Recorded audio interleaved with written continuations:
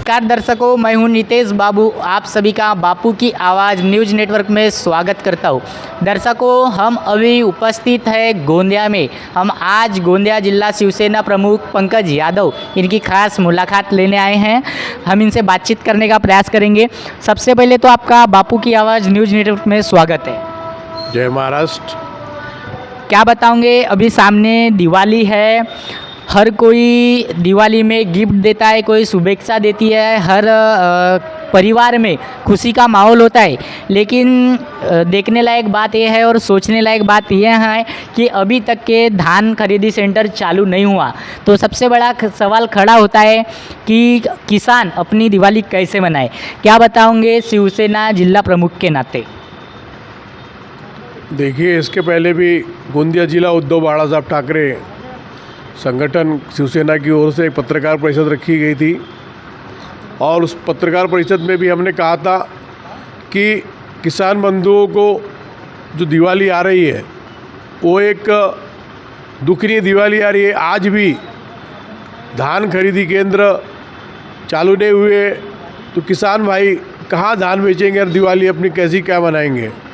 आज वो अपने परिवार के नन्हे मुन्ने बच्चे, अपने परिवार को नए कपड़े वह अपने घर में रंग रोड कर कैसे करेगा, क्योंकि उनके पास इतने पैसे ही नहीं है। धान खरीदी करके पैसे आते थे। आज केंद्र की हो या राज्य की सरकार ने धान खरीदी केंद्र किया चालू ही नहीं है और हमारे किसान भाइयों की दिवाली काली होती जा रही है। हमारे दूसरी ओर बेरोजगार भाई है, उनको रोजगार नहीं मिल रही है। ये केंद्र की और राज्य की सरकार बेरोजगार लोगों को रोजगार देने की और 6,000 रुपये देकर मात्र किसान भाइयों को जो चुतिया बनाने का काम, जुमलेबाजी भी करने का काम केंद्र की सरकार ने के 1 एकड़ ज़मीन लगाओ तो कम से कम 25 से 30,000 रुपये लगता है और ये सरकार सिर्फ 6,000 रुपये दे रही। तो क्या 6,000 रुपये में वो अपने परिवार से दीपावली बना पाएगा क्या? वैसे ही हमारे जो व्यापारी भाई है, इसके कारण किसान को पैसे नहीं रहने के बाद उनके व्यापार आज ढप हो गए हैं। उन्हें कई प्रकार के टैक्स पटाना पड़ रहा है और उसके लाभ मिल नहीं पा रहा है। दूसरा, हमारे जो बेरोजगार भाई है उनके पास रोजगार नहीं है तो वो कैसे अपने परिवार के साथ में दीपावली बनाएंगे। मगर हमारे भारत की संस्कृति के अंतर्गत दीपावली का एक जो महोत्सव होता है, एक जो काम है, वो सभी अपनी संस्कृति को कायम रखने के लिए दीपावली बनाने का काम कर रहे हैं। मगर ये केंद्र की और राज्य की जुमलेबाज सरकार, गद्दार सरकार हमारे किसान भाइयों के और व्यापारी बंधु और बेरोजगारों के साथ जो अन्याय कर रही है, मैं सभी अपने परिवार के लोग बेरोजगार और व्यापारी और किसान भाइयों से निवेदन करता हूँ कि इसका जवाब भी हमको देना पड़ेगा। जो हमारे त्योहारों को बनाने का काम हमें नहीं कर रहे हैं।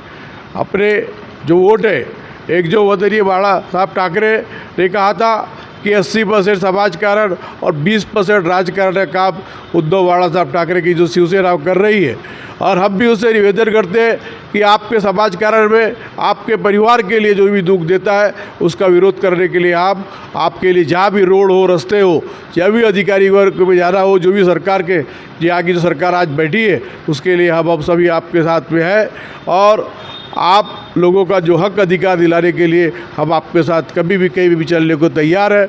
और आप इस वोट के अधिकार से वदनीय जो भारत रत्न विश्व रत्न डॉक्टर बाबा साहब ने वोट का अधिकार दिया है उसे लेकर ये सरकार बदलने का काम करेंगे और अपनी दीपावली अच्छे जैसे भी हो मगर कोई दुख न घटे। और आपके परिवार में जैसे भी इस सरकार ने जो जुल्म करने का काम किया है, आप अपनी दीपावली बनाएं, अपने परिवार के साथ सुकलम साकलम रहकर अपने त्यौहार मनाने का काम करें।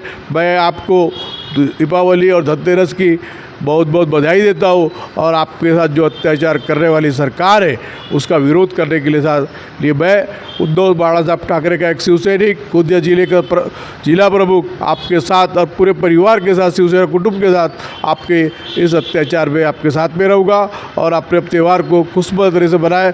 आपको दीपावली और धनतेरस की बधाई देता हूँ। जय हिंद, जय महाराष्ट्र। दर्शकों, आपने देखा, इन्होंने बताया है कि अभी धान खरीदी सेंटर चालू नहीं हुआ, तो सबसे बड़ा सवाल खड़ा होता है कि किसान दिवाली कैसे मनाए। किसानों के लिए उनको गुजारा करने के लिए पैसे नहीं है। दूसरा मुद्दा इन्होंने बताया कि रोज़गार नहीं है, युवा अपना घर देखे, दिवाली देखे या अपना जीवन देखे, तो सबसे बड़ा मुद्दा इन्होंने खड़ा किया है। दर्शकों, देखना यह बाकी होगा कि सरकार कब तक धान खरीदी सेंटर शुरू करती है। दर्शकों, हम आपको इसी तरह की खबर दिखाते रहते हैं। हमारे खबर देखने के लिए बापू की आवाज़ न्यूज़ नेटवर्क को लाइक करें, सब्सक्राइब करें और बेल आइकन पर प्रेस करना ना भूलें।